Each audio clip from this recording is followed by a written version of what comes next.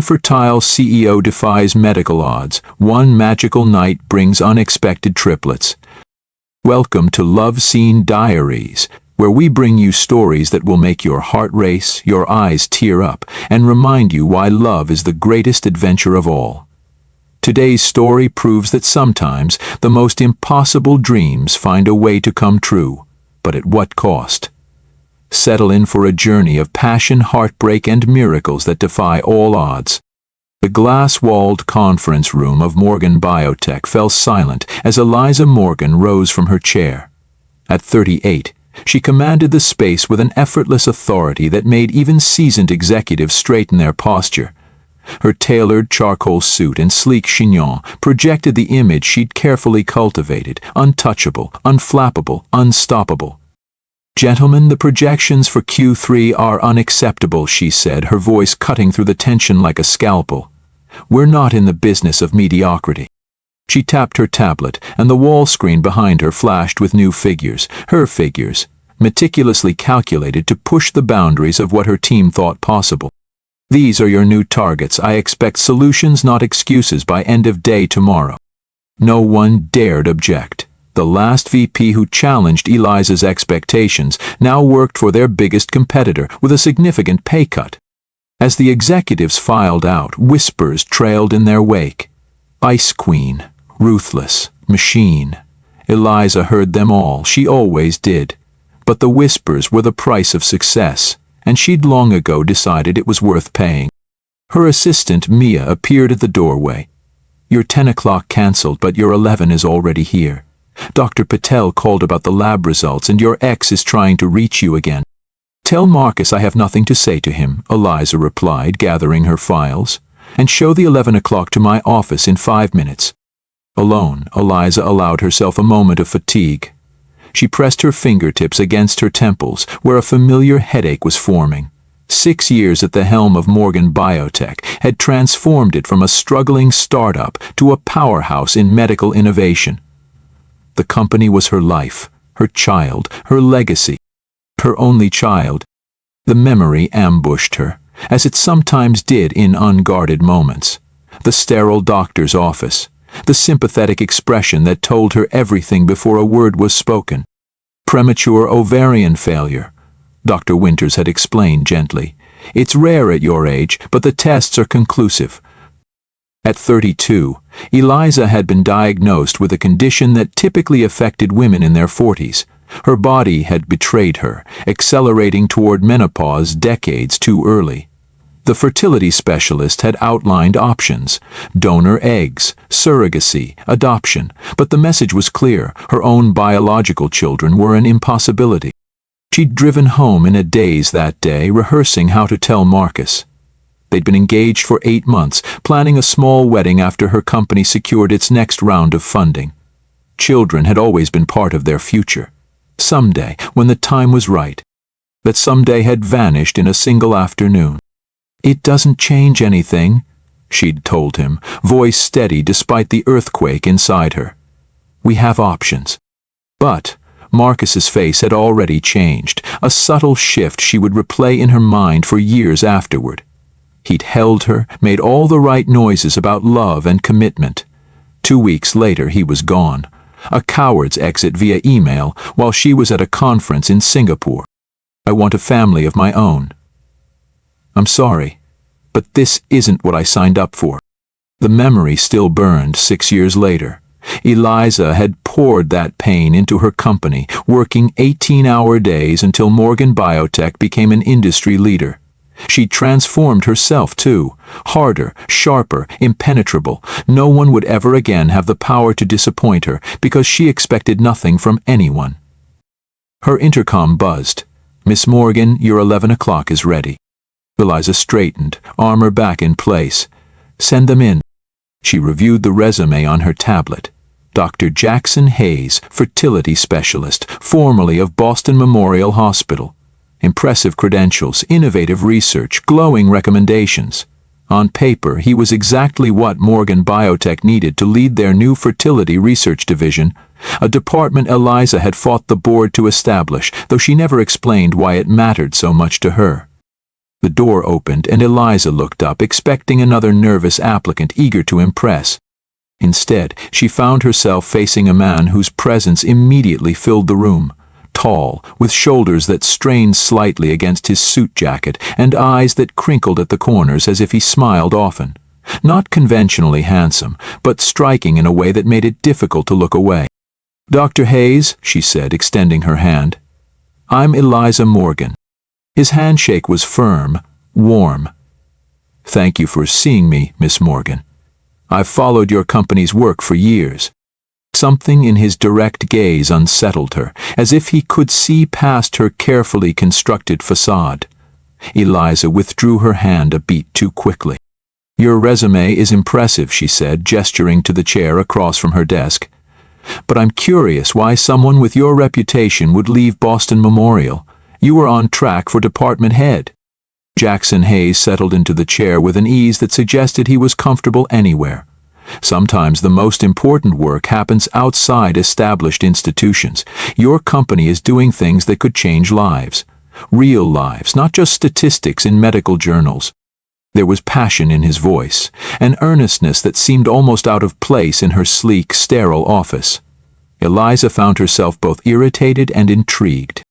Little did she know, the man sitting across from her would soon shatter every wall she'd built, challenge every certainty she clung to, and make the impossible possible in ways that would transform her life forever. Have you ever had someone underestimate what you're capable of? Share your story in the comments. And if you're new here, hit that subscribe button. This journey is just beginning, and trust me, you won't want to miss what happens next.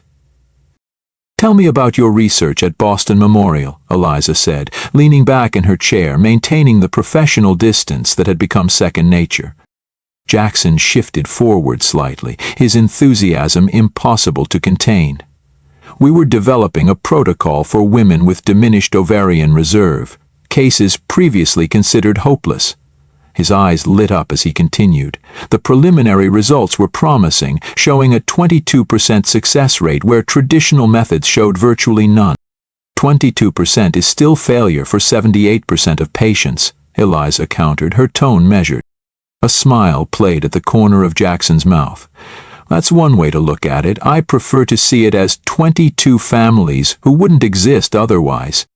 Something about his perspective irritated her, perhaps because it was so fundamentally different from the data-driven approach that had built her empire. "Morgan Biotech isn't in the business of selling false hope, Dr. Hayes." "Hope isn't false if it's grounded in science," he replied without hesitation. "And with all due respect, Ms. Morgan, sometimes the most revolutionary breakthroughs come from pursuing what others dismiss as impossible." Eliza tapped her pen against her desk, studying him. Most candidates would have backpedaled by now, sensing her disapproval. Jackson Hayes seemed entirely comfortable standing his ground. "Your research proposal mentions combining stem cell therapy with a novel hormone protocol," she said, changing tactics. "The FDA has been notoriously slow to approve such approaches." Jackson nodded. "That's why I'm here instead of at Boston Memorial. They weren't willing to invest in the preliminary research needed to build a compelling case for FDA trials." He leaned forward, his intensity matching hers. "But your company has the resources and, from what I've read, the vision to push boundaries that matter." "Boundaries exist for a reason, Dr. Hayes." "So do the tools to move them," he countered. 20 years ago, IVF was considered experimental. Now, it's standard practice. The treatments we're developing today will seem obvious a decade from now. Eliza stood abruptly, walking to the floor-to-ceiling windows that overlooked the Boston skyline. She needed a moment away from his unwavering gaze. "Your optimism is admirable but misplaced. I've reviewed the data on regenerative approaches to ovarian function. The science isn't there yet. With respect, when was the last time you reviewed the literature? The Zhang study from last quarter showed promising results in primate models." She turned, surprised. The Zhang study had only been published in an obscure journal last month. She'd read it at midnight, unable to sleep, fighting the dangerous flicker of hope it had kindled. "I make it a point to stay current," she said carefully. Then you know they achieved follicular development in subjects with chemically induced ovarian failure. Jackson stood now too, his height more apparent as he approached her desk. Ms. Morgan, I'm not selling miracles. I'm proposing research that could help women who've been told to give up. Something in his words struck too close to home. Eliza felt exposed, as if he somehow knew her personal stake in this research. She returned to her chair, regaining the upper hand through physical positioning. Let's discuss your proposed methodology, she said, deliberately changing the subject. For the next 40 minutes they delved into the technical aspects of his research. Despite her initial resistance, Eliza found herself intellectually engaged. Jackson Hayes wasn't just passionate, he was brilliant. His approach combined established protocols with innovative techniques in a way that was both methodical and creative. Your proposal suggests a 3-phase clinical trial, she noted. That's ambitious for an initial research program. Ambitious, yes. Impossible, no. Jackson smiled, and for the first time Eliza noticed the slight dimple in his right cheek. I believe in building research models that reflect real patient journeys, not just isolated biological processes. And what happens when patients don't respond to treatment, when the statistics become people with crushed hopes? The question emerged more personally than she'd intended. Jackson's expression softened, revealing a depth of compassion that caught her off guard. That's when the real work begins, he said quietly. Science is about possibilities, but medicine is about people. When treatments fail, we don't abandon patients. We pivot, we support, we find new paths forward. Eliza studied him, searching for the practiced polish of a man who knew how to say the right things in interviews. Instead, she found genuine conviction. It was unsettling. Last question, Dr. Hayes. Why fertility medicine? There are more lucrative specialties, ones with higher success rates and less emotional complexity. For the first time, Jackson hesitated. He glanced down briefly, then met her eyes with renewed intensity. My mother had me when she was 43, after being told for years she couldn't conceive. She raised me alone after my father left, working 2 jobs while putting herself through nursing school. His voice carried a quiet strength. She used to say I was her miracle, but the real miracle was the doctor who believed it was possible when no one else did. I wanted to be that person for someone else. The silence that followed felt charged with something Eliza couldn't name. She'd interviewed dozens of candidates for this position, all with impressive credentials. None had made her feel this uncomfortable or this intrigued. Thank you for your time, Dr. Hayes, she said finally, standing to signal the end of the interview. My team will be in touch by the end of the week. Jackson rose, extending his hand. Thank you for the opportunity, Miss Morgan. Regardless of your decision, it was a pleasure discussing these issues with someone who clearly understands their importance. His hand was warm against hers, the contact brief but somehow lingering. Eliza watched him leave, then turned to her computer, pulling up his file again. His qualifications were exceptional, his research innovative. The rational choice was clear, despite their philosophical differences, perhaps even because of them. The research division needed someone who would challenge conventional thinking. She sent a brief email to HR, proceed with offer for Hayes, standard package plus research budget as discussed. 3 days later, Jackson Hayes accepted the position as Director of Fertility Research at Morgan Biotech. Eliza told herself it was a purely strategic decision. The company needed his expertise, his innovative approach, his connections in the medical community. She didn't acknowledge the other truth. Something about Jackson Hayes had pierced the armor she'd spent years perfecting. 2 weeks into his new role, Jackson was working late, reviewing patient files for potential clinical trial candidates. The office was quiet, most employees having left hours ago. He stepped out to refill his coffee, pausing when he noticed light spilling from Eliza's office at the end of the hall. Curious, he walked toward it. The door was slightly ajar, offering a view of Eliza at her desk. But this wasn't the formidable CEO he'd come to know. Her hair was down, falling in soft waves around her shoulders. She was reading something on her tablet, and the expression on her face stopped him cold. Raw vulnerability, a quiet longing that transformed her features. Before he could process what he was seeing, she looked up sharply, as if sensing his presence. In an instant, the mask slipped back into place, cool, composed, untouchable. "Dr. Hayes," she said, her voice betraying nothing of what he'd glimpsed. "Is there something you need?" Jackson hesitated, suddenly aware he'd witnessed something not meant for anyone to see. "Just working late," he said. "I didn't realize you were still here." "Always," she replied with a tight smile that didn't reach her eyes. "The work doesn't do itself." He nodded, stepping back. "Good night, then."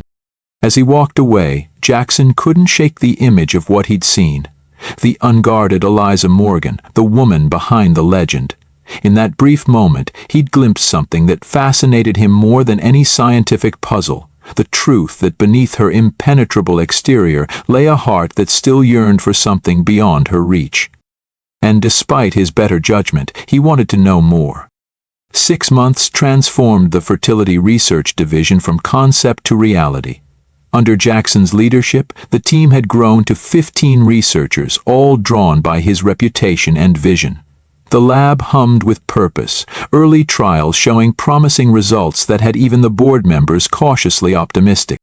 Eliza observed these developments with satisfaction, though she maintained her distance.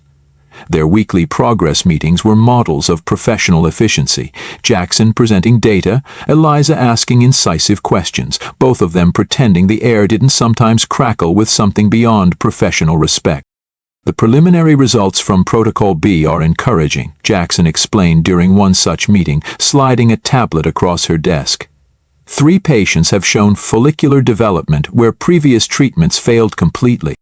Eliza studied the data, ignoring how his fingers had briefly brushed hers during the exchange. "Promising, but still early. What's your timeline for Phase 2? "We could move faster with additional funding," he suggested, a familiar debate between them. "Science can't be rushed, Dr. Hayes." "Neither can women who are running out of time," he countered, holding her gaze a beat longer than necessary. These moments had become more frequent. Challenges that felt personal, glances that lingered, attention neither acknowledged. Eliza told herself it was merely the friction of different working styles, nothing more. Outside their meetings, Jackson had become the heart of the research division. He remembered birthdays, celebrated small victories, and stayed late helping junior researchers troubleshoot problems. The staff adored him. Laughter often drifted from the lab, a sound rarely heard in Morgan Biotech before his arrival. Eliza, meanwhile, remained in her glass office, watching from a distance. Occasionally she caught fragments of conversation as she passed the break room. "Dr. Hayes approved my request to present at the symposium next month," a young researcher told her colleague excitedly. "He's even helping me prepare my presentation after hours." "That's why everyone wants to work here now," her colleague replied. "Remember how terrified we were when Morgan Biotech acquired our lab? We thought the Ice Queen would freeze us all out." Eliza had continued walking, face impassive despite the familiar sting. She'd built this company from nothing, created hundreds of jobs, pioneered treatments that saved lives, yet she was still the Ice Queen, feared rather than respected, certainly never loved. Unlike Jackson, who seemed to inspire devotion without effort. One Tuesday morning, Eliza arrived earlier than usual, needing quiet to prepare for an investor call. She was surprised to find the lights already on in the research wing. Through the glass walls, she spotted Jackson at a microscope, lab coat wrinkled as if he'd been there all night. She hesitated, then entered. "Early start?" He looked up, fatigue evident in the shadows beneath his eyes, yet he smiled when he saw her. "More like a late finish. We had a breakthrough with the stem cell cultivation protocol around midnight."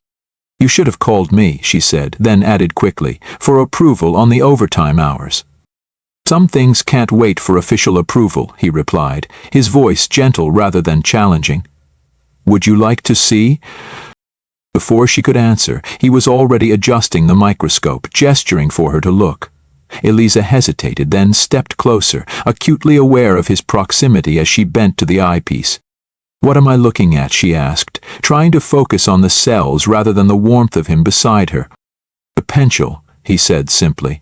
These follicular cells are responding to the treatment in ways we didn't expect. It could change everything for women with premature ovarian failure." Eliza straightened abruptly, their faces suddenly inches apart. "That's significant." "It could be," he agreed, his eyes searching hers. For a moment neither moved. Eliza stepped back first.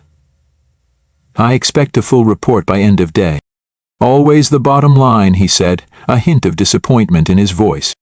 "That's my job," she replied, retreating to safer ground. The following week brought an unwelcome surprise. Eliza was reviewing quarterly projections when Mia appeared at her door. "Marcus Blackwood is in the lobby," her assistant announced. "He doesn't have an appointment, but he's insisting on seeing you."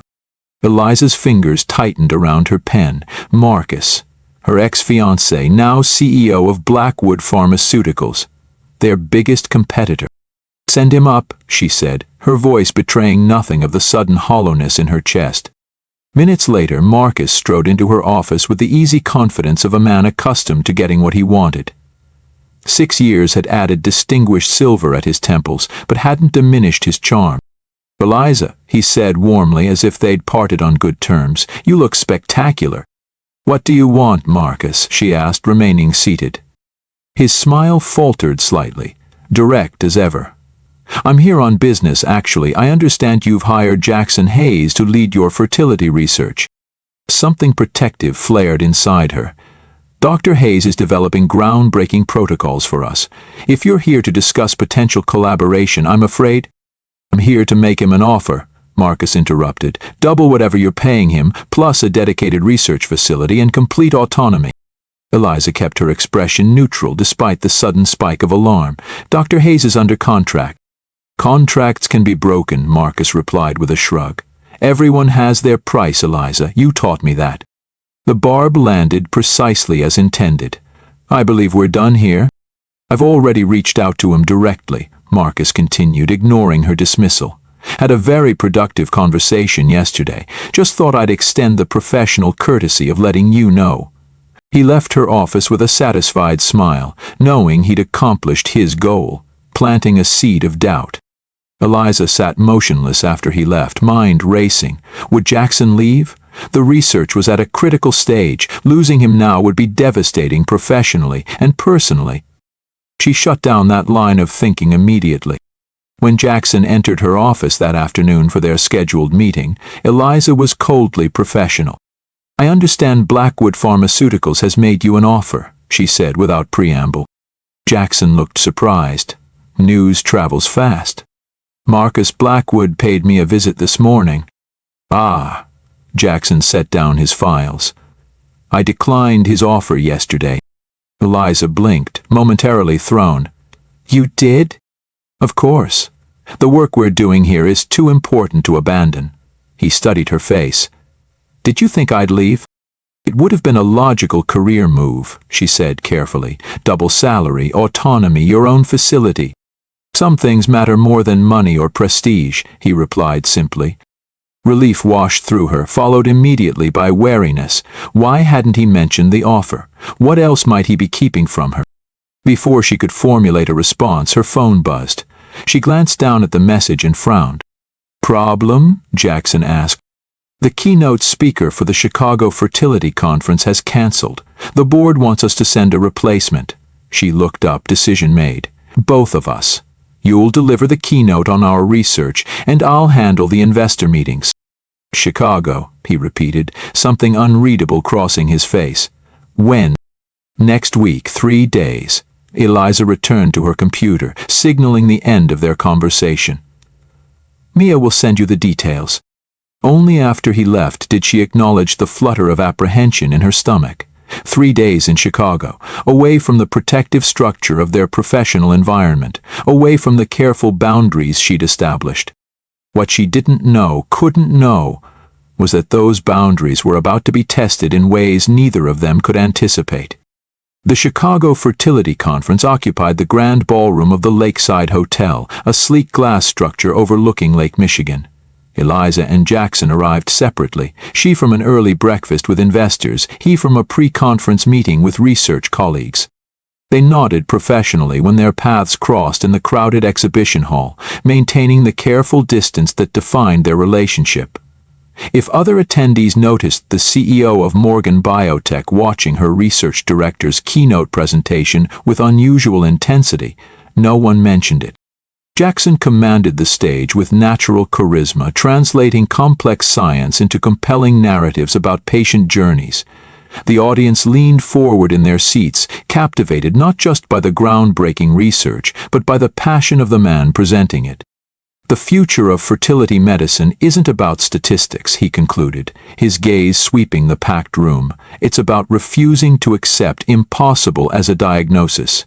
It's about remembering that behind every data point is a human being with dreams that deserve our best efforts. The applause was immediate and thunderous. Eliza remained seated as others rose for a standing ovation, unwilling to reveal how deeply his words had affected her. When Jackson's eyes found hers across the crowded room, she offered a small nod, the closest she came to expressing approval. Later, at the evening reception, they circulated separately. Eliza moved efficiently through clusters of potential investors, while Jackson found himself surrounded by researchers eager to discuss collaboration opportunities. "Your research director is quite the celebrity," remarked a silver-mailed venture capitalist, nodding toward Jackson across the room. "Blackwood Pharmaceuticals would pay a fortune to poach him." "Dr. Hayes is committed to our program," Eliza replied smoothly, though the comment reopened her lingering uncertainty about Jackson's undisclosed offer from Marcus. As the reception wound down, Eliza checked her phone and frowned at the weather alert. "There's a storm system moving in," she told Jackson when they finally converged near the exit. "We should consider an earlier flight tomorrow." "I'll have my assistant check options," he agreed, maintaining a professional tone despite the fatigue evident in his posture. "Your keynote introduction was perfect, by the way. Thank you for the generous words." "I simply stated facts," she replied, though they both knew her introduction had been uncharacteristically warm. "The research speaks for itself." They parted in the hotel lobby, retreating to separate rooms on different floors, each privately relieved that only one day of forced proximity remained.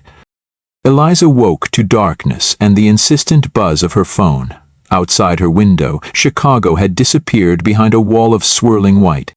"Ms. Morgan, I'm sorry to inform you that all flights have been canceled," the airline representative explained. "Chicago O'Hare is completely shut down due to blizzard conditions. The earliest we can rebook you is Thursday. 3 days away." At breakfast, she found Jackson already seated in the nearly empty hotel restaurant, his expression mirroring her frustration. "Stranded?" she asked, sliding into the chair across from him. He nodded. "My return flight was canceled. Yours too?" "Nothing until Thursday." Eliza glanced around the deserted restaurant. "Where is everyone?" "Most conference attendees left yesterday," Jackson explained. "Those who couldn't are trying to arrange ground transportation. The hotel is operating with skeleton staff. Half their employees couldn't make it in." Perfect. Trapped in a half-empty hotel with limited staff and the one person who made her feel uncomfortably seen. "We should make the best of it," Jackson suggested, surprising her. "The conference facilities are still available. We could use the time to refine the Phase 2 protocols." Eliza nodded, grateful for his practical approach.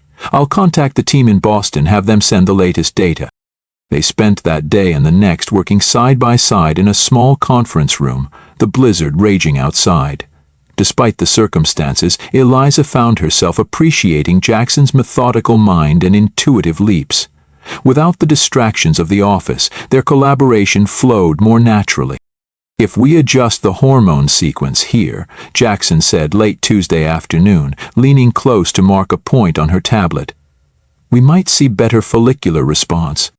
Eliza was about to respond when the lights flickered once, twice, then plunged them into darkness. "Perfect," she muttered. Jackson's laugh came from somewhere closer than she expected. "At least we saved the revisions." The emergency lights cast a dim glow as they made their way to the lobby, joining other stranded guests. The hotel manager looked harried, explaining that a power line had come down. "We have generator power for essential services only," he announced. "Heat will be minimal. We're consolidating guests to the third floor to conserve resources." "Consolidating?" Eliza questioned sharply. The manager's expression was apologetic but firm. "We need to put multiple guests in each available room. With staff shortages and limited power, we can't maintain the entire hotel." "That's unacceptable," Eliza began, but Jackson touched her arm lightly. "It's an emergency situation," he said quietly. "They're doing their best." She pulled away from his touch but fell silent, watching with growing dismay as the manager assigned shared rooms to disgruntled guests. "Dr. Hayes and Ms. Morgan," the manager consulted his list. "You're both from Morgan Biotech, correct? We have one executive suite available on the third floor." Eliza opened her mouth to object, but the words died as she registered the exhaustion on the manager's face and the increasingly desperate crowd behind them. "That will be fine," Jackson answered for them both. "Thank you." The executive suite, illuminated only by battery-powered lanterns, featured a spacious sitting area, a king-sized bed, and a sofa that looked decidedly uncomfortable for sleeping.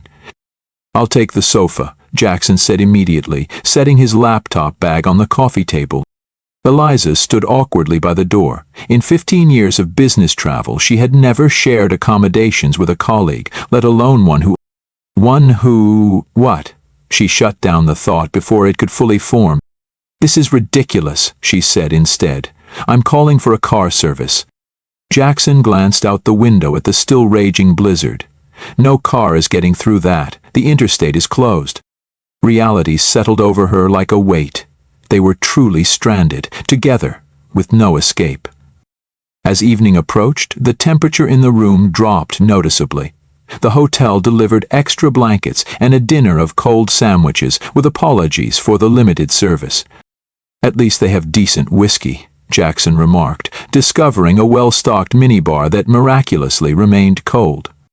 He poured 2 glasses, offering one to Eliza, who had established herself in an armchair with as much dignity as possible given the circumstances. "To unexpected situations," he toasted. She accepted the glass reluctantly, to getting through them. The whiskey burned pleasantly, warming her from within as the room grew colder. Jackson had managed to create a nest of blankets on the sofa, looking surprisingly content despite their predicament. "You're handling this well," she observed, the whiskey loosening her usual reserve. He shrugged. "I grew up in Colorado. Power outages during blizzards were normal. My mother and I would build blanket forts and tell stories by flashlight." The image was unexpectedly charming. Jackson as a boy, safe in a blanket fort with a mother who clearly adored him. "What about you?" he asked. "Any childhood blizzard adventures?"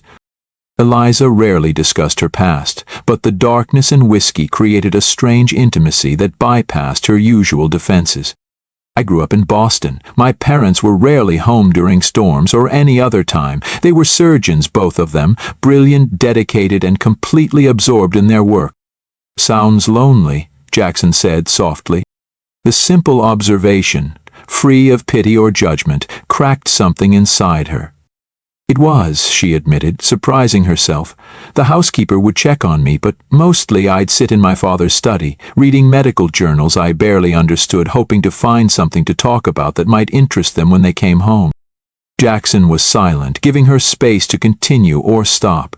The darkness felt protective, allowing words she'd never spoken aloud.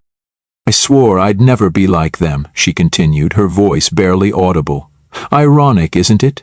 I became exactly what I resented, someone whose work consumes everything else." "Not exactly," Jackson countered gently. "Your parents neglected what mattered. You've channeled your energy into creating treatments that will help thousands of women. That's a profound difference." His understanding, his ability to see the best in her choices, was unexpectedly moving. Eliza found herself revealing more. "I was engaged once," she said, the whiskey definitely talking now. "Before the diagnosis. We had plans, career first, then family when the time was right. The perfect life, perfectly scheduled." She laughed, a sound without humor. "The universe had other ideas." "The diagnosis," Jackson said quietly. It wasn't a question. Eliza froze, suddenly aware of how much she'd revealed. How had they gotten here, from professional colleagues to, whatever this was, sharing secrets in the dark? "I should get some sleep," she said abruptly, setting down her glass and standing. "We should both rest. Who knows what tomorrow will bring?" But as she retreated to the bedroom, closing the door between them, Eliza knew something fundamental had shifted. For the first time in years, someone had glimpsed the woman behind the carefully constructed facade. Not the Ice Queen, not the brilliant CEO, but simply Eliza, with all her hidden wounds and unspoken regrets. And most terrifying of all, part of her was glad it was Jackson who had seen. Morning brought weak sunlight filtering through ice-crusted windows, and the news that power restoration would take at least another day. The blizzard had moved on, leaving Chicago buried under 2 feet of snow and paralyzed infrastructure. "At least they've restored hot water," Jackson announced, emerging from the bathroom with damp hair and a day's stubble that somehow made him look more approachable, more human. Eliza had woken with the disorienting realization that she'd revealed more to Jackson in one evening than she had to anyone in years. The vulnerability left her feeling exposed, raw. She compensated with brisk efficiency, suggesting they use the day to finalize their conference notes. They worked side by side in the suite sitting area, the lack of internet forcing them to focus on theoretical aspects of the research rather than data analysis. As daylight faded, Eliza found herself increasingly distracted by Jackson's proximity. The thoughtful furrow of his brow when he concentrated, the way his hands moved expressively when explaining complex concepts. "The hotel manager left a message," Jackson said, checking his phone as evening approached. "They're serving a hot dinner in the main restaurant for all stranded guests. Apparently they've managed to get the kitchen functioning on generator power." The restaurant had been transformed into a strangely festive space, candles flickering on every table, a makeshift buffet offering surprisingly good food given the circumstances. Other stranded guests had formed impromptu friendships, their laughter creating an atmosphere of camaraderie in crisis. "The hotel apologizes for the inconvenience," their server explained, setting down a complimentary bottle of wine. "The chef hopes this makes your unexpected stay more bearable." Jackson raised an eyebrow at Eliza. "Wine with dinner?" She hesitated, then nodded. After the whiskey-fueled confessions of the previous night, wine seemed almost innocent. "Why not? We're still stranded." 1 glass became 2, then 3 as they lingered over dinner. The candlelight softened Eliza's features, catching golden highlights in her hair that Jackson had never noticed in the harsh fluorescence of the lab. The wine loosened something between them, dissolving the awkwardness of the morning. "Tell me something I don't know about you," Jackson said, as they shared a dessert neither had intended to order. Eliza tilted her head, considering. "I play the cello, or I used to. I haven't touched it in years." "Why not?" She traced the rim of her wineglass. "No time. And it was something I did to please my parents.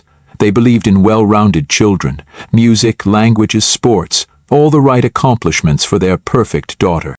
"Did you enjoy it, the cello?" The question surprised her. No one had ever asked if she'd enjoyed her carefully curated childhood activities. "Yes," she admitted. "When I played, I felt connected to something larger than myself, something beautiful and orderly that made sense when nothing else did." Jackson's smile was warm. "You should play again. Not for your parents, for yourself." "Perhaps." She looked up, meeting his eyes. "Your turn. Tell me something I don't know about you." "I was married," he said after a moment. "For 3 years." Eliza set down her fork, genuinely surprised. Nothing in his personnel file had mentioned a marriage. What happened? They carried the second bottle of wine back to their suite, continuing the conversation in the intimate darkness of their temporary shelter. Sitting on opposite ends of the sofa, wrapped in blankets against the persistent chill, they created a cocoon of unexpected honesty. "Caroline was brilliant," Jackson explained, his voice soft with memory. "A cardiothoracic surgeon with ambitions to revolutionize heart valve procedures. We met during my residency, married after a whirlwind romance." "She sounds impressive," Eliza said, trying to imagine the woman who had captured Jackson's heart. "She is," he smiled ruefully. We had the same dream at first. Build our careers, then start a family when the time was right. But as her star rose, the right time kept moving further away. The parallel to Eliza's own story wasn't lost on her. What changed? I delivered a baby during an emergency rotation in my 3rd year of residency, a little girl whose mother had been told she'd never conceive. His expression softened at the memory. Holding that impossible child, I knew I couldn't keep postponing the family I wanted. When I told Caroline, she made her choice clear. Her career came first, always. "So you left?" Eliza asked, surprised. Jackson shook his head. "She left. Said she couldn't bear watching me resent her for not wanting children as much as I did." He took a long sip of wine. "The irony is, I never resented her choices, only her assumption that I couldn't love her and still want something she didn't." The raw honesty in his voice resonated with something deep inside Eliza. Without conscious thought, she found herself reciprocating. "Marcus left 2 weeks after my diagnosis," she said quietly. "Premature ovarian failure. The doctors said donor eggs might be an option, but my own biological children were—" She swallowed hard. "Impossible." Jackson's eyes held hers, filled with understanding rather than pity. And he couldn't handle it. It said he wanted his own children, that he loved me but not enough to give up the family he'd always imagined. The admission still burned years later. The worst part wasn't losing him. It was realizing I'd been living someone else's life, following the perfect schedule, building the perfect career, waiting for the perfect time to start a family that was never going to happen. "What would you have done differently?" Jackson asked softly. "If you'd known?" The question caught her off guard. No one had ever asked what she wanted, only what she'd lost. "I don't know," she admitted. "That's the terrible truth. I spent so long planning a future that disappeared overnight, I never considered alternatives." "It's not too late," he said, his voice gentle but certain, "to figure out what you want now." Eliza looked at him then, really looked, and saw not the brilliant researcher or the charming colleague, but a man who understood loss and resilience, who had rebuilt his life around new dreams when old ones shattered. "How do you do it?" she asked. "Stay hopeful when everything falls apart." "Hope isn't about certainty," he replied, shifting closer on the sofa. "It's about possibility, about believing that what breaks can be mended into something new, different, but maybe even more beautiful." The space between them had narrowed, the air charged with something neither had acknowledged. Eliza found herself studying the curve of his mouth, wondering how it would feel against hers. Jackson reached out slowly, brushing a strand of hair from her face, his fingers lingering against her cheek. "Eliza." She leaned forward, drawn by a gravity she'd been fighting for months. Their lips were inches apart, breath mingling in the cold air, when suddenly the room blazed with light. The power had returned, shattering the intimate darkness with harsh reality. They pulled apart instantly, the spell broken. Eliza stood, smoothing her wrinkled blouse with trembling hands. "We should get some rest," she said, her voice carefully controlled. "If the power's back, flights will likely resume tomorrow." Jackson nodded, disappointment and understanding warring in his expression. Of course. They returned to Boston the following afternoon, stepping back into their professional roles with practiced ease. If the research team noticed a new tension between them, glances that lingered a moment too long, conversations that stopped abruptly when others entered the room, no one mentioned it. Eliza threw herself into work with renewed intensity, scheduling back-to-back meetings that left no time for uncomfortable encounters. Jackson respected her unspoken boundaries, maintaining professional courtesy in their necessary interactions. But something had fundamentally changed. The walls Eliza had built so carefully had been breached, and no amount of distance could erase the truth they both now knew. Beneath their professional facades, they were two people with complementary wounds, drawn together by something neither was ready to name. "Do you believe vulnerability makes us stronger or weaker?" Let us know your thoughts below, and if this story of unexpected connection is touching your heart, hit that like button and subscribe to Love Scene Diaries for more emotional journeys that remind us how love finds us when we least expect it. 3 weeks after Chicago, the research team achieved what they'd been working toward for months. The modified stem cell protocol showed consistent follicular development in all 5 test subjects, women previously told their ovaries had permanently failed. "It's working," Dr. Patel announced, bursting into Eliza's office without knocking, a breach of protocol that spoke to her excitement. "The Shanghai's protocol is actually working." Eliza looked up from her computer, momentarily disoriented by the interruption. "All 5 subjects?" "All 5. Dr. Patel confirmed, practically vibrating with excitement. "Dr. Hayes wants you to come see the results yourself." The lab was buzzing with energy when Eliza arrived. Researchers clustered around monitors, comparing data with the animated intensity of people witnessing history being made. At the center stood Jackson, his face alight with a joy so pure it made something catch in Eliza's chest. Their eyes met across the crowded lab. For a moment, Chicago hung between them, the confessions, the almost kiss, the careful distance they'd maintained since returning. Then Jackson smiled, a smile of shared triumph that transcended their complicated personal dynamic. "It's real," he said simply when she reached him. Eliza examined the data herself, methodical despite the excitement surrounding her. The results were undeniable. Follicular development in women with premature ovarian failure. A medical breakthrough that could change thousands of lives. "We need to verify with additional subjects," she said, ever the pragmatist. "Run more tests, ensure there are no adverse effects we haven't identified." "Already in progress," Jackson assured her. "But this is it, Eliza. The moment we've been working toward." She allowed herself a small smile. "Congratulations, Dr. Hayes. Your approach has proven effective." "Our approach," he corrected gently. "This is a team achievement." Eliza addressed the assembled researchers, her usual reserve softened by genuine pride. "This preliminary success represents exceptional work by everyone involved. While we must remain cautious until further verification, today marks a significant milestone for Morgan Biotech and potentially for women worldwide." She authorized an impromptu celebration, champagne and catered food delivered to the lab, a rare indulgence that underscored the significance of their achievement. As CEO, she made a brief appearance, toasting the team before retreating to her office to draft a carefully worded press release for the board's approval. Hours later, most of the staff had gone home, riding the high of success into evening plans with friends and family. Eliza remained, fine-tuning the announcement that would soon make headlines in medical journals worldwide. A soft knock at her door pulled her attention from the screen.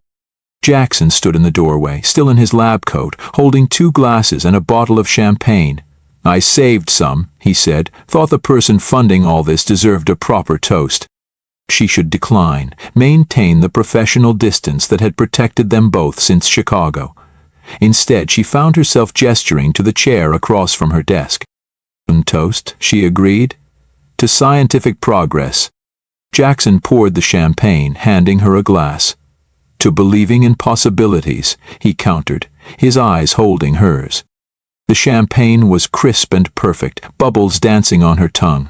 Eliza realized she was genuinely happy, not just professionally satisfied, but filled with the pure joy of achievement.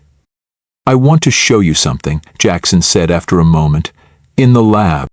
Curiosity overcame caution. Eliza followed him through the deserted research wing to a microscope station where a single slide waited. "This is from Subject 3, he explained, "the woman with the most severe ovarian failure in our study group." Eliza bent to look through the microscope, adjusting the focus. "The follicular development is remarkable," she observed. "Almost like a healthy ovary." "Exactly."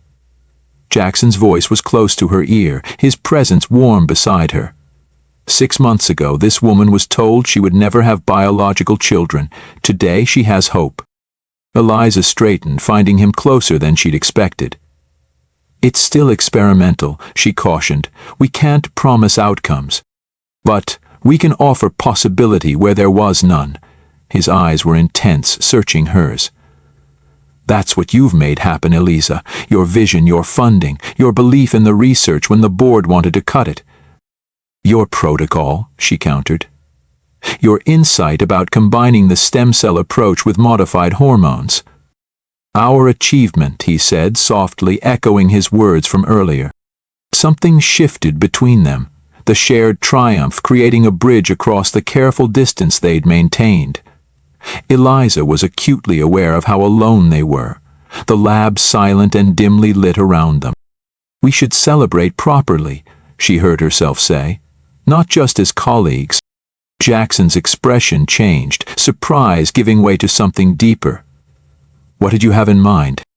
Instead of answering, Elisa reached for the bottle of champagne he'd brought to the lab, pouring fresh glasses. "To new beginnings," she said, offering him one. "To new beginnings," he echoed, his eyes never leaving hers as they drank. The champagne hummed in her veins, or perhaps it was the intoxication of success, of standing on the precipice of something momentous, both scientifically and personally. When Jackson took her glass and set it aside, she didn't resist. "Chicago," he said quietly. "We never talked about what almost happened." "Perhaps some things don't need discussion," she replied, surprising herself with her boldness. His smile was slow, transforming his face. "Eliza Morgan, advocating for less talk and more action? That's new." "I'm discovering I'm capable of surprising myself," she admitted. When he stepped closer, she didn't retreat. When his hand came up to trace the line of her jaw, she leaned into his touch, and when he finally closed the distance between them, his lips meeting hers with gentle question, she answered by drawing him closer. The kiss deepened, years of restraint dissolving in the heat between them. Eliza felt herself surrendering to something she'd denied for too long, not just desire for Jackson, but the need for connection, for touch, for the simple human comfort of being wanted. "We should stop," she whispered against his mouth, even as her hand slid beneath his lab coat, feeling the solid warmth of him through his shirt. "We should," he agreed, trailing kisses along her neck. "If that's what you want." What she wanted. When had anyone last asked what Eliza Morgan wanted? Not what was practical or professional or expected, but what she desired for herself alone. "I want this," she said, the admission both terrifying and liberating. "I want you." Time blurred after that, his hands in her hair, her back against the lab wall, whispered words and stifled sounds as they gave in to months of suppressed longing. They made their way to her office, the privacy glass frosting with a touch of a button, the world outside forgotten in the discovery of each other. It was reckless, unprofessional, potentially disastrous for their working relationship. Eliza knew all this, yet couldn't bring herself to care as Jackson's hands mapped her body with the same precision he brought to his research, as if she were a miracle he'd been waiting to discover. For one night she wasn't CEO Eliza Morgan, wasn't the Ice Queen, wasn't defined by her diagnosis or her achievements. She was simply a woman being cherished by a man who saw her, all of her, and wanted her anyway. Morning arrived with harsh fluorescent lights and the distant sounds of the cleaning crew. Eliza woke disoriented, momentarily confused by the weight of an arm around her waist and the unfamiliar surface beneath her, the leather sofa in her office. Reality crashed in with brutal clarity. She had spent the night with Jackson Hayes, in her office, where anyone could have discovered them. She extricated herself carefully, gathering scattered clothing with trembling hands. Jackson stirred, watching her through half-lidded eyes. "Good morning," he said softly. Eliza couldn't meet his gaze. This was a mistake. He sat up, reaching for his shirt. "Eliza."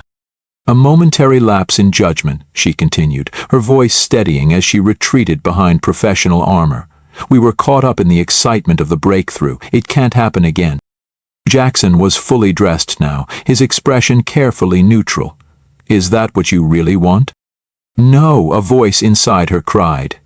But what she wanted had never been the point. "What I want is irrelevant," she said. "We have a professional relationship that affects dozens of employees and potentially thousands of patients. We can't jeopardize that for personal indulgence." He flinched at her clinical description of what had passed between them. So we just pretend last night never happened?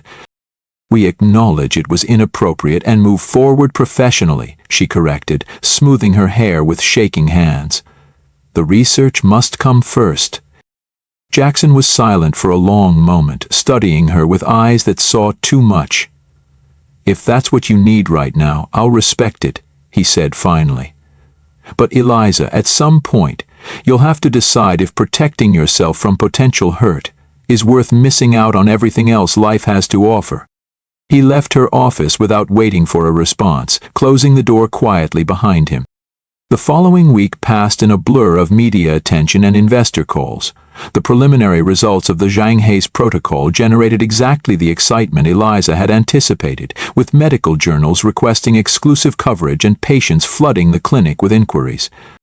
She and Jackson maintained scrupulously professional interactions, discussing the research with colleagues present, avoiding being alone together. If their eyes sometimes held questions neither dared ask, no one else seemed to notice. Eliza was reviewing the latest batch of test results when Mia appeared at her door with an unusual expression, somewhere between concern and curiosity. "There's someone here to see Dr. Hayes," her assistant said. "She doesn't have an appointment, but she's quite insistent." "That's not my concern," Eliza replied, returning to her work. "Dr. Hayes handles his own schedule. She says she's his wife." Eliza's head snapped up. "Ex-wife," she corrected automatically. Mia's eyebrows rose slightly. She didn't mention the ex part. Before Eliza could respond, a woman appeared behind Mia, tall, striking, with the confident bearing of someone accustomed to commanding attention. Even without introduction, Eliza knew immediately who she was. "I'm sorry to interrupt," the woman said, not sounding sorry at all. "I'm Dr. Caroline Hayes. I'm looking for my husband." Impossible news. Caroline Hayes's reappearance created ripples throughout Morgan Biotech. Though Jackson maintained his professional demeanor, everyone noticed the sudden tension in the research division. Whispers circulated about heated conversations behind closed doors and the striking woman who waited for him after hours. Eliza kept her distance, burying herself in work. If she felt a sharp pang when she glimpsed Jackson and Caroline leaving together one evening, she attributed it to indigestion from too much coffee. Their night together had been a mistake, one apparently forgotten as Jackson reconnected with his ex-wife. 6 weeks passed. The Zhang-He's protocol continued showing promising results, with 3 additional test subjects responding positively. Eliza should have been elated by their success. Instead, she found herself increasingly distracted by persistent fatigue and a strange sensitivity to smells that had never bothered her before. "You look terrible," Mia observed one morning, setting down Eliza's usual coffee. Eliza pushed the cup away, the aroma suddenly nauseating. "Thank you for that assessment," she replied dryly. "I mean you look ill," Mia clarified, concern evident in her voice. "You've been pale for days, and that's the 3rd coffee this week you've rejected." "I'm fine," Eliza insisted, "just busy." But she wasn't fine. That afternoon, during a board presentation, a wave of dizziness forced her to grip the podium until her knuckles whitened. She managed to finish her report through sheer willpower, then retreated to her office, collapsing into her chair with uncharacteristic weakness. Something was wrong. After a lifetime of perfect health, her reproductive system notwithstanding, Eliza couldn't ignore the signs any longer. She called her doctor and scheduled an appointment for the following morning, citing unusual symptoms that required immediate attention. Rice Jorano Shifo Chinchen had been Eliza's physician for a decade, one of the few people who knew her complete medical history. Her expression was professionally neutral as she listened to Eliza describe her symptoms. "When was your last menstrual period?" she asked, making notes in Eliza's chart. "Irrelevant," Eliza replied. "I haven't had regular cycles since the diagnosis, you know that." Dr. Chen nodded. "Any chance you could be pregnant?" The question was so unexpected that Eliza actually laughed. "That's impossible. Premature ovarian failure, remember? We've discussed this extensively." "Humor me," Dr. Chen persisted. "Have you been sexually active recently?" Eliza hesitated, the memory of her night with Jackson flashing unbidden. "Once," 6 weeks ago, but it's irrelevant given my condition. I'd like to run some tests, Dr. Chen said carefully, including a pregnancy test. That's absurd, Eliza protested. You're wasting time that could be spent identifying the actual problem. But Dr. Chen was insistent, and Eliza eventually relented, submitting to blood draws and a urine test she considered pointless. She sat in the examination room afterward, answering emails on her tablet while waiting for the doctor to return with results that would point to the real cause of her symptoms. Stress, perhaps, or a vitamin deficiency. When Dr. Chen finally returned, her expression stopped Eliza mid-faint. "What is it?" she demanded. "What's wrong with me?" Dr. Chen sat down, meeting Eliza's eyes directly. "Your HCG levels are elevated, significantly elevated." "Meaning?" "You're pregnant, Eliza." The words hung in the air, impossible and absurd. Eliza stared at her doctor, waiting for the punchline to a joke she didn't find amusing. "That's not possible," she said finally. "You diagnosed me yourself, premature ovarian failure, no viable eggs." "I know your history," Dr. Chen acknowledged, "which is why I ran the test twice. The results are conclusive. You're approximately 6 weeks pregnant." 6 weeks. Exactly since that night with Jackson in her office. The night after the breakthrough with their fertility protocol. The protocol designed to restore ovarian function in women with premature failure. Understanding crashed over her like a wave, leaving her breathless. "He used it on me," she whispered. "Somehow he used the experimental treatment on me without my knowledge." Dr. Chen frowned. "Who used what on you?" But Eliza wasn't listening anymore, her mind racing through possibilities. The champagne they'd shared that night. Had he added something to it? Some version of their treatment protocol modified for oral consumption. They'd been working on less invasive delivery methods. It wasn't beyond possibility. "I need an ultrasound," she said abruptly. "Now." "Eliza, I think you should take some time to process." "Now," she repeated, her voice leaving no room for argument. 20 minutes later, Eliza stared at the small monitor as Dr. Chen moved the ultrasound wand across her abdomen. The image was grainy, indistinct to untrained eyes, but the doctor's expression confirmed what the blood test had already revealed. "There," Dr. Chen said, pointing to a tiny flicker on the screen. "That's the heartbeat, strong and regular." A heartbeat. Inside her body, a heart was beating where no life should have been possible. "How?" Eliza whispered, the single word containing a universe of questions. Dr. Chen shook her head. "Spontaneous pregnancies in women with premature ovarian failure are extremely rare but not unheard of. Sometimes the condition isn't absolute. A few viable eggs may remain dormant and, under certain circumstances..." But Eliza wasn't listening to the medical explanation. Her mind had locked onto a single fact. Jackson Hayes had used her as an unwitting test subject for their experimental protocol. He'd violated her trust, her body, her right to choose, and now she was pregnant with a child she'd never thought possible, never prepared for, never consented to create. She found him in the lab, reviewing data with 2 junior researchers. His face brightened when he saw her. They'd had little direct interaction since Caroline's return, then quickly sobered at her expression. "We need to talk," Elise said, her voice glacial. "Privately." The junior researchers scattered as Jackson followed her to her office. She closed the door with deliberate calm, then turned to face him. "How did you do it?" she demanded without preamble. Jackson frowned, confusion evident. "Do what?" "The protocol. How did you administer it without my knowledge?" "Eliza, I have no idea what you're talking about." She laughed, a harsh sound devoid of humor. "Don't insult my intelligence." "The champagne that night. You added something to it, didn't you? Some version of the treatment we've been developing." Understanding dawned in his eyes, followed immediately by alarm. "What's happened? Are you experiencing symptoms?" "I'm pregnant," she said flatly, watching his face for confirmation of her suspicions. Instead, she saw shock, genuine shock, followed by disbelief and then something that looked disturbingly like joy. That's impossible," he whispered. Exactly, she agreed coldly. Impossible without intervention. Your intervention.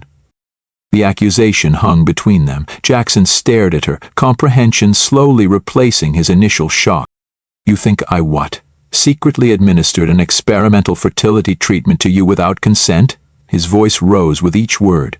That I somehow tricked you into pregnancy? The timing is rather convenient, she replied. 6 weeks ago, after our breakthrough, after we made love, he finished when she faltered. That's what happened, Eliza. We made love, nothing more. Then explain this, she demanded, thrusting the ultrasound image toward him. Explain how a woman with confirmed premature ovarian failure suddenly conceives exactly when she's working with a fertility specialist who's just had a major breakthrough. Jackson took the image, staring at it with an expression she couldn't read. This is real? He asked softly. You're really pregnant? Don't pretend you're surprised, she snapped. This has your fingerprints all over it. He looked up then, and the hurt in his eyes was so raw it momentarily silenced her. Is that really what you think of me? That I would violate you that way? Use you as a test subject without consent? What else am I supposed to think? She countered, but uncertainty had crept into her voice. Maybe that sometimes the impossible happens, he said quietly. Maybe that the universe has a sense of timing we can't control. Maybe that this is a miracle, Eliza, not a manipulation. She shook her head, unwilling to accept such a simplistic explanation. Miracles don't exist in medicine, only treatments, protocols, and statistical outcomes. And exceptions, he added. Every doctor knows there are always exceptions, cases that defy explanation, patients who recover when they shouldn't, pregnancies that occur against all odds. His sincerity was shaking her certainty, but Eliza couldn't afford doubt, not now, not with everything at stake. I want you transferred out of the fertility division, she said, retreating behind professional authority. Effective immediately. Jackson stared at her, disbelief etched in his features. You're punishing me for something I didn't do? I'm protecting the integrity of our research, she corrected. And myself. And the baby? He asked softly. Our baby? The words sent a shock through her system. She hadn't allowed herself to think that far, to consider what this pregnancy actually meant beyond the violation she'd assumed. That's not your concern, she said, her voice wavering slightly. Jackson stepped closer, his eyes never leaving hers. Eliza, I swear to you, I did nothing to cause this pregnancy. But if it's real, if you're carrying a child that somehow, against all medical odds we created together, then it absolutely is my concern. Get out, she whispered, unable to bear his proximity, his sincerity, the possibility that she might be wrong. Just get out. He hesitated, then placed the ultrasound image gently on her desk. When you're ready to talk, really talk, I'll be here. After he left, Eliza sank into her chair, the office suddenly vast and empty around her. She picked up the ultrasound image, staring at the tiny flicker that represented a heartbeat, a life growing inside her that should have been impossible. For the first time in years, Eliza Morgan found herself facing a situation she couldn't control, couldn't analyze, couldn't resolve with logic or authority. If Jackson was telling the truth, if this pregnancy was simply one of medicine's unexplainable exceptions, then everything she thought she knew about her future had just been rewritten. And if he was lying, she couldn't bear to complete the thought. Either way, she was alone with an impossible reality growing inside her, changing her body and her life with each passing day, a miracle or a manipulation. She didn't know which terrified her more. 2 weeks passed in a haze of nausea and exhaustion that Eliza disguised with makeup and sheer determination. Jackson had been reassigned to the cardiovascular research division, a lateral move that raised eyebrows but generated no official complaints. They passed each other in hallways with rigid politeness, professional ghosts haunting the same building. Caroline Hayes continued to appear occasionally, though Eliza noticed the visits had become less frequent. Office gossip suggested the reconciliation wasn't proceeding smoothly, but Eliza shut down such conversations whenever she encountered them. Jackson's personal life was no longer her concern. Her own personal situation, however, demanded attention. Dr. Chen had referred her to Dr. Sophia Winters, a high-risk obstetric specialist with experience in unusual fertility cases. "I'd like the father to join us for this appointment," Dr. Winters said when Eliza arrived for her 8-week ultrasound. "Is he parking the car?" "He's not involved," Eliza replied curtly. "It's just me." Dr. Winters nodded without judgment. "Then let's see how your little miracle is doing." Miracle. Everyone kept using that word, as if it explained anything. Eliza preferred statistical anomaly or medical exception, terms that acknowledged the rarity without invoking mystical intervention. The examination room was dimly lit, the ultrasound machine humming softly as Dr. Winters prepared the gel. "This will be cold," she warned before applying it to Eliza's still-flat abdomen. Eliza fixed her gaze on the ceiling, maintaining emotional distance from the procedure. This was a medical appointment, nothing more. A necessary monitoring of an unexpected biological development. Dr. Winters murmured, moving the wand with practiced precision. "That's interesting." Eliza's eyes snapped to the screen despite her resolve. "What's wrong?" "Not wrong," Dr. Winters corrected, adjusting the angle. "Just unexpected. Do you see this?" She pointed to the screen, where a grainy image showed what looked to Eliza like indistinct shadows. "I'm not trained to interpret ultrasounds," Eliza said, tension creeping into her voice. Dr. Winters smiled. "Here," she said, pointing to one fluttering spot. "That's a heartbeat." She moved the wand slightly. "And here's another adjustment. And here's a third." The words didn't register immediately. When they did, Eliza felt the room tilt around her. "3 heartbeats," she repeated numbly. "Yes," Dr. Winters confirmed. "You're carrying triplets, Ms. Morgan." Triplets. The word echoed in Eliza's mind, impossible and overwhelming. One pregnancy had been a statistical anomaly. 3 simultaneous pregnancies defied all medical logic. "There must be a mistake," she said, her voice distant to her own ears. "No mistake," Dr. Winters assured her, taking measurements on the screen. 3 distinct embryos, each with strong cardiac activity. Congratulations. Congratulations, as if this were planned, as if 3 babies instead of 1 were cause for celebration rather than panic. "How?" Eliza demanded. "How is this possible? My condition."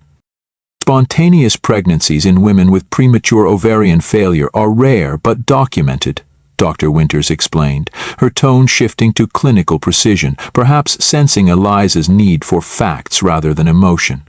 "In most cases, the condition isn't absolute. A few viable eggs may remain dormant. What's extraordinary in your case is that multiple eggs were released and fertilized simultaneously." "What are the risks?" Eliza asked, clinging to practical questions as her world reshuffled itself yet again. Dr. Winters didn't sugarcoat her answer. Multiple pregnancies always carry higher risks. Preterm labor, gestational diabetes, preeclampsia, your age and underlying condition increase those risks. This will be classified as a high-risk pregnancy requiring close monitoring. Eliza absorbed this information with outward calm, asking appropriate questions about prenatal care and necessary precautions. Inside, a storm was building, fear, wonder, and a desperate wish that Jackson were beside her, hearing this impossible news together. It wasn't until she reached her car in the hospital parking garage that the facade cracked.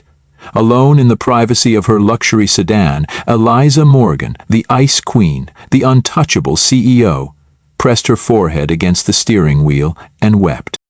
Not delicate tears, but gut-wrenching sobs that shook her entire body. She cried for the future she'd thought lost forever, for the accusations she'd hurled at Jackson, for the terrifying reality of 3 lives depending on her body's cooperation. Most of all, she cried because for the first time in her adult life she was truly afraid. When the storm finally passed, Eliza sat up, wiping her face with trembling hands. 3 babies. Her babies. Against all odds, all medical predictions, all rational expectations, she was carrying triplets. And she had pushed away the one person who might have understood the magnitude of this miracle. The following day, Eliza requested Jackson's presence in her office. He arrived promptly, his expression carefully neutral as he took the seat across from her desk. "Thank you for coming," she began formally. "I wanted to update you on the situation we discussed." "The pregnancy," he said, not allowing her to hide behind euphemisms. "Yes," she took a deep breath. "I had an ultrasound yesterday. It's triplets." Jackson's composure shattered. "Triplets," he repeated, color draining from his face. "3 babies?"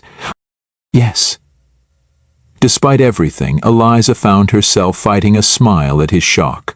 Apparently, when my body decides to defy medical science, it doesn't do things halfway.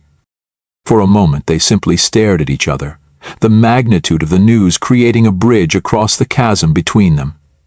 Then Jackson's expression softened into something so tender it made her chest ache. "Eliza," he said quietly, "I need to ask again, do you still believe I somehow caused this?" The question hung between them, crucial and unavoidable. Eliza had spent sleepless nights reviewing every interaction, every moment leading to their night together.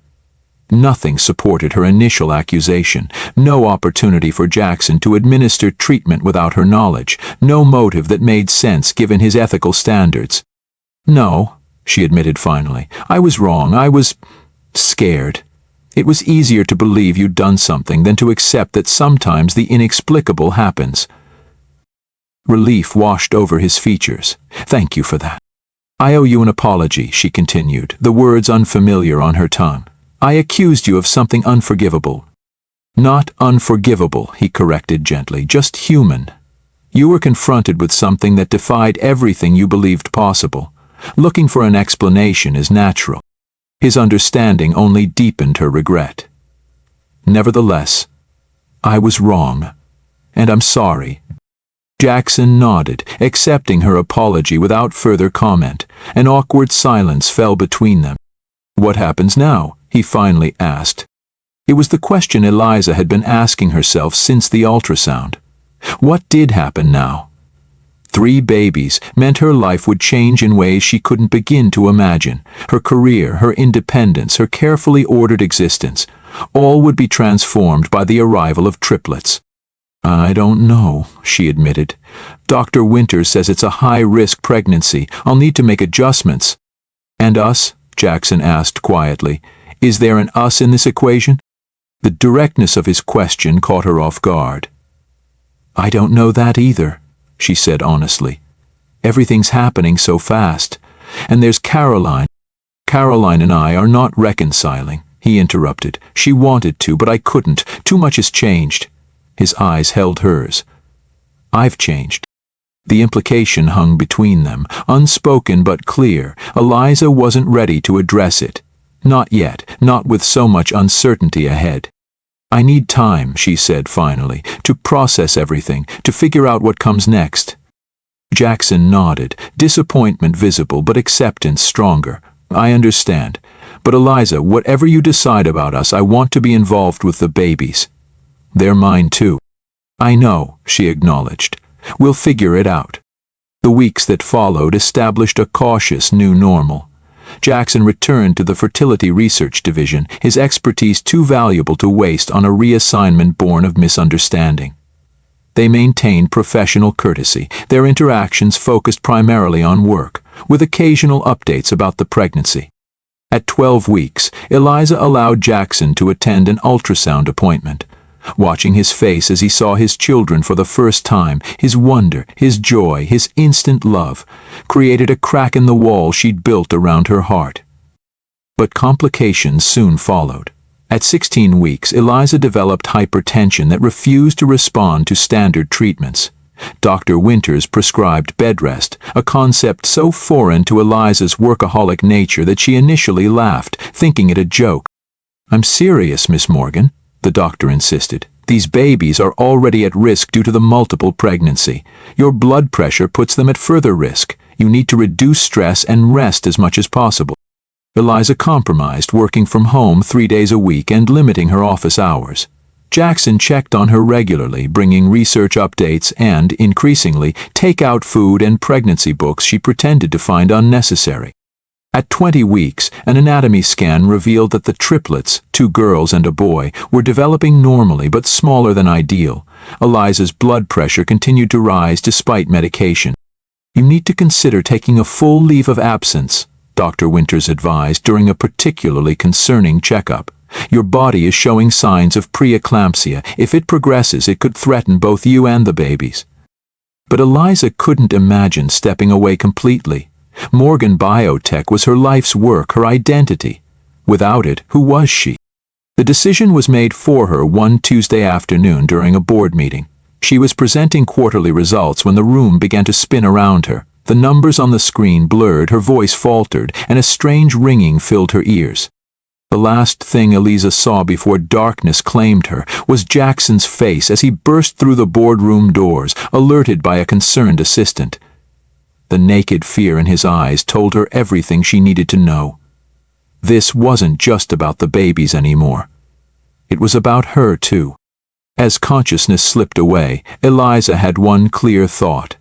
She didn't want to face whatever came next alone. Triple 100, pulse 100, pulse 100, fetal heartbeats showing signs of distress. The paramedics' voices floated around Eliza as consciousness returned in fragments, the cold metal of a stretcher beneath her, the wail of sirens, the pressure of an oxygen mask on her face, and Jackson's hand gripping hers, his voice a steady anchor in the chaos. "Stay with me, Eliza. The babies need you. I need you." She tried to respond, but darkness pulled her under again. When she next opened her eyes, the harsh fluorescent lights of a hospital room greeted her.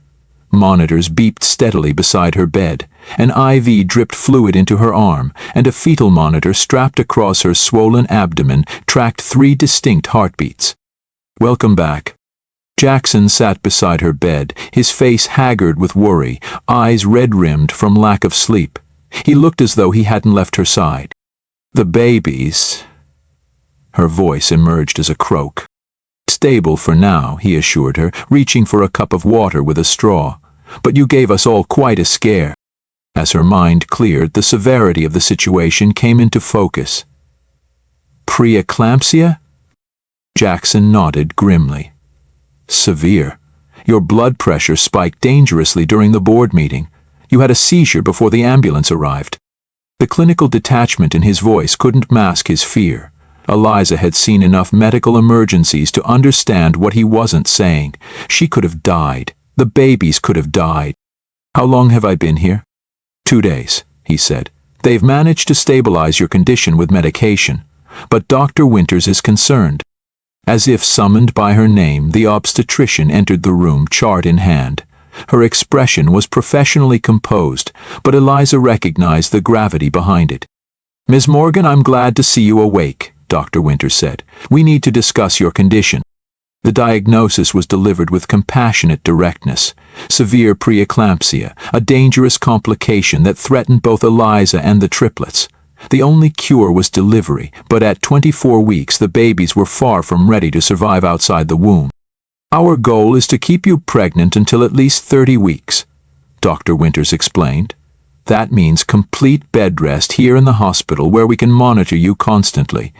Even then, the risks are significant." "And if we don't make it to 30 weeks?" Eliza asked, her analytical mind needing all the data despite the emotional weight of the question. Dr. Winters didn't sugarcoat the answer. "Survival rates improve dramatically with each week we can keep them inside. At 24 weeks, we're looking at significant challenges." The reality settled over Eliza like a physical weight. For the next 6 weeks, if they were lucky, her world would shrink to this hospital room. Her company, her independence, her carefully constructed life would continue without her while she fought to keep 3 tiny hearts beating inside her. "I'll make the necessary arrangements at Morgan Biotech," she said, already calculating how to manage remotely. Dr. Winters shook her head. "Ms. Morgan, you don't understand. When I say complete bed rest, I mean it. No work, no stress, no exceptions. Your job right now is to stay pregnant, nothing else." The words struck Eliza with the force of a physical blow. "No work? For 6 weeks, the concept was so foreign it seemed almost laughable. "That's not possible," she began, but Jackson interrupted. "It's not only possible, it's necessary," he said firmly. "The company will survive without you for a few weeks. These babies won't." His bluntness silenced her protests. For perhaps the first time in her adult life, Eliza Morgan faced a situation she couldn't control through sheer determination or intellectual prowess. Her body, the vessel she'd taken for granted, the system she'd believed had failed her, now held 4 lives in precarious balance. And she was terrified. Days blurred into weeks in the monotony of hospital confinement. Eliza's room became command central for a battle waged in blood pressure readings and fetal heartbeat monitors. The medical team celebrated each day the pregnancy continued as a victory, each week a milestone that improved the triplets' chances. Jackson visited daily, first as a concerned colleague, then gradually assuming a role that defied simple definition. He brought updates from the research division, carefully edited to minimize stress. He smuggled in decent coffee when her blood pressure allowed it. Most importantly, he sat with her through the long hours, filling the silence with conversation that kept her mind engaged without taxing her fragile health. The board approved the expansion of the fertility clinic, he told her one afternoon 4 weeks into her hospital stay. "Your presentation materials were flawless as usual. They barely asked questions before voting yes." Eliza smiled faintly. "And the Shanghai's protocol?" 3 more successful pregnancies confirmed, he reported. "The medical journal is fast-tracking publication. Your vision is changing lives, Eliza, even while you're here." "Our vision," she corrected softly. Something shifted in his expression. Surprise followed by a warmth that made her look away. They had established a careful equilibrium these past weeks, a relationship built on mutual concern for the babies and professional courtesy. Neither mentioned the night that had created those babies or the feelings that lingered beneath their interactions. Until the morning of her 29th week, when everything changed. Eliza woke to searing pain and the terrifying sensation of wetness between her legs. The call button was in her hand before conscious thought. Jackson's name on her lips, though he wasn't there.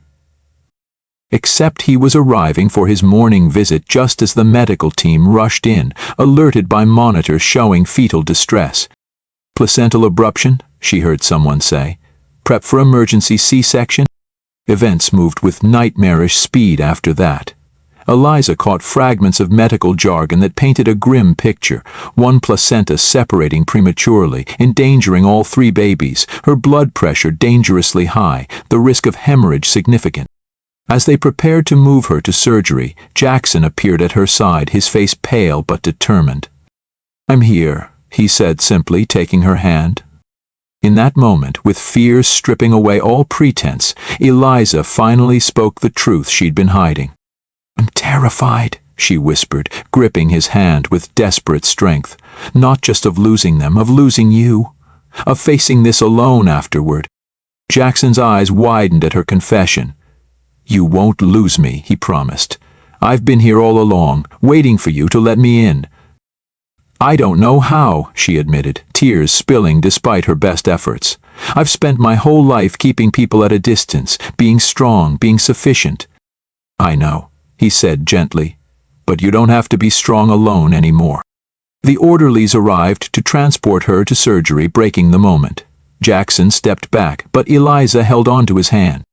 "Will you be there?" she asked, vulnerability naked in her voice. "When I wake up?" His answer was immediate and certain. "Always." As they wheeled her towards surgery, Eliza felt something shift inside her, not physically but emotionally. The wall she'd built around her heart, brick by careful brick over years of disappointment and self-protection, began to crumble. "I'm sorry," she called to Jackson as the distance between them grew, "for not trusting you, for pushing you away, for being afraid." His smile reached across the space between them. "We'll talk when you wake up, all of us." The last thing she saw before the doors closed was Jackson's face, no longer guarded, no longer maintaining professional distance, but open with an emotion she finally allowed herself to recognize. Love. He loved her, despite everything, her accusations, her walls, her fear. He had never stopped caring. And against all odds, despite all her careful defenses, she loved him too.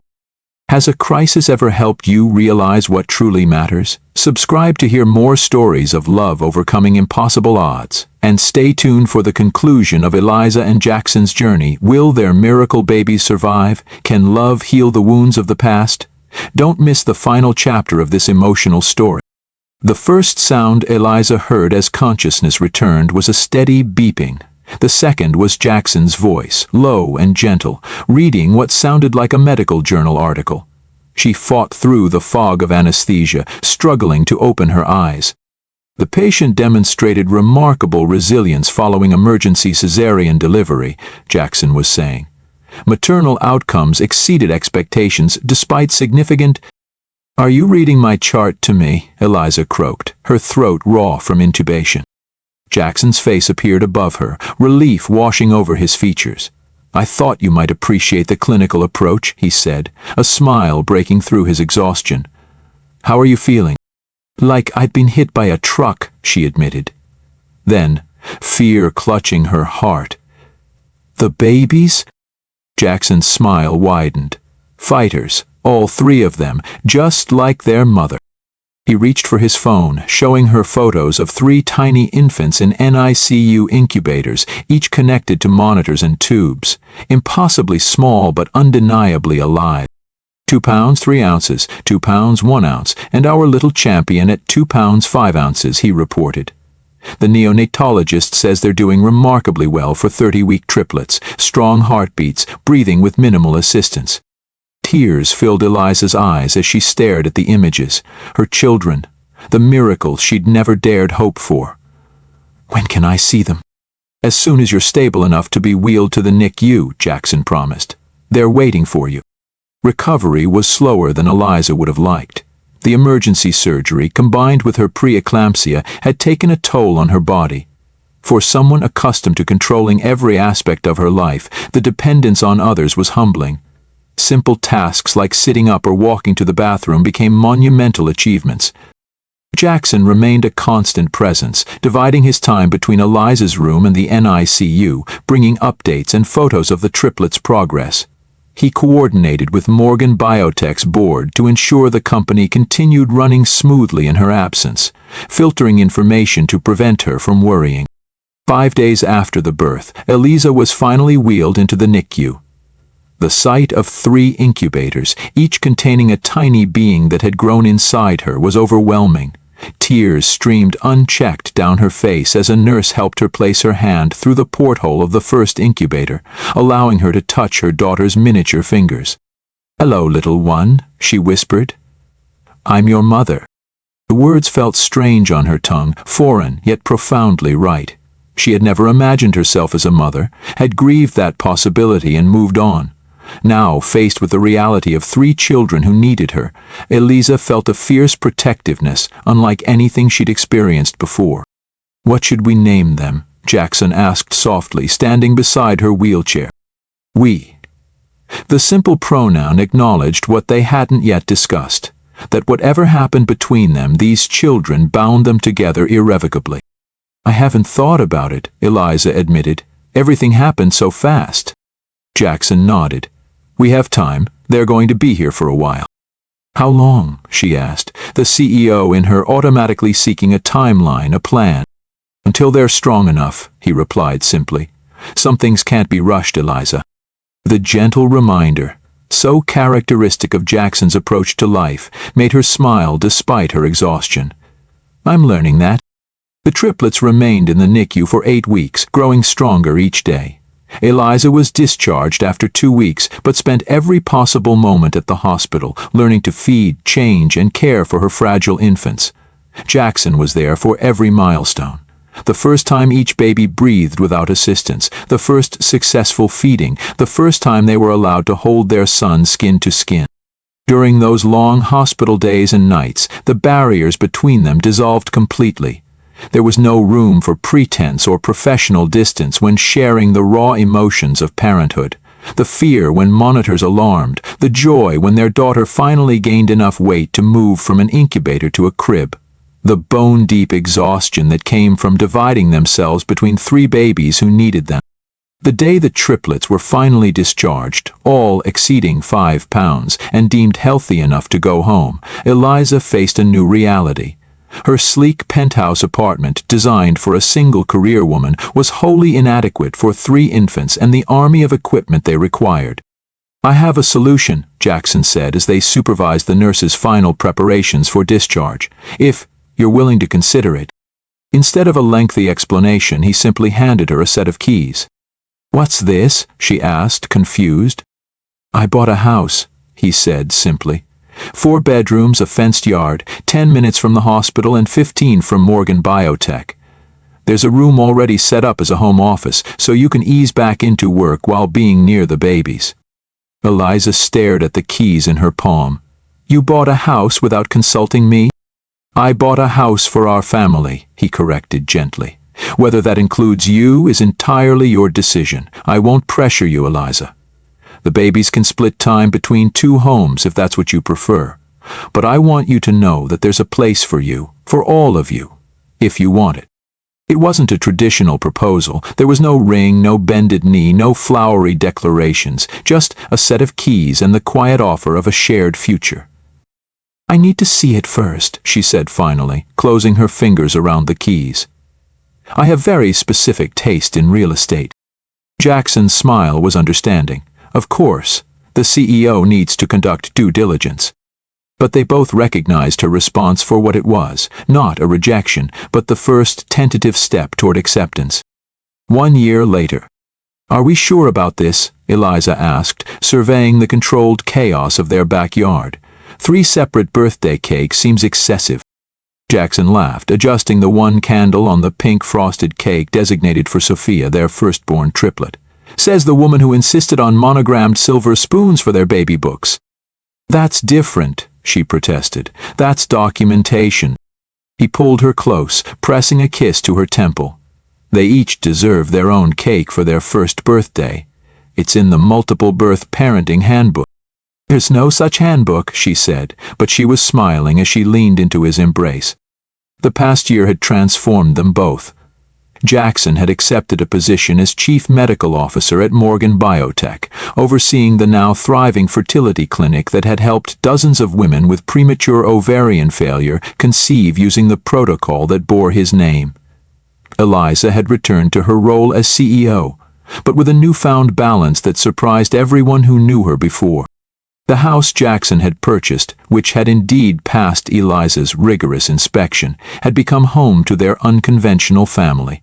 The triplets' room featured 3 cribs arranged in a semicircle, allowing each baby to see the siblings they'd shared such close quarters with before birth. Eliza's home office allowed her to be present for important moments while still leading her company, and Jackson's medical journals now shared shelf space with her business texts, a visible symbol of their merged lives. They hadn't married, not yet, but the keys Eliza had accepted that day at the hospital had unlocked more than a house. They had opened the door to a life she'd never imagined possible, one filled with the messy, unpredictable joy of family. "They're waking up," Jackson observed as sounds of babbling came through the monitor. "Ready for the birthday chaos to begin?" Eliza nodded, taking his hand as they headed inside to collect their children. In the nursery, 3 pairs of eyes lit up at the sight of their parents. Sophia with Jackson's thoughtful gaze, Emma with Eliza's determined chin, and little Thomas with a smile that somehow combined the best of them both. As Eliza lifted Thomas into her arms, feeling his solid weight and breathing in his sweet scent, she marveled at how completely her life had changed in less than 2 years. From the ice queen of Morgan Biotech to a mother who knew the unique cry of each of her children. From a woman who controlled every variable to one who had learned to embrace the beautiful uncertainty of love. "What are you thinking?" Jackson asked, Sophia balanced on one hip, Emma on the other. Eliza smiled, a full, unguarded expression that still surprised those who had known her before. "I'm thinking that sometimes the most impossible dreams are the ones most worth having." Jackson's eyes softened with understanding. And sometimes, he added, the most carefully planned life needs to be completely disrupted before it can become what it was always meant to be. As they carried their miracle children out to celebrate the first of many birthdays, Eliza knew he was right. All her careful planning, all her protective walls, all her certainties about what was and wasn't possible, none of it had prepared her for the joy she now held in her arms. Life's greatest miracles, she had learned, came not when you controlled every variable, but when you finally opened yourself to unexpected possibilities. And sometimes those possibilities were just waiting for the right moment and the right person to make the impossible wonderfully, beautifully real.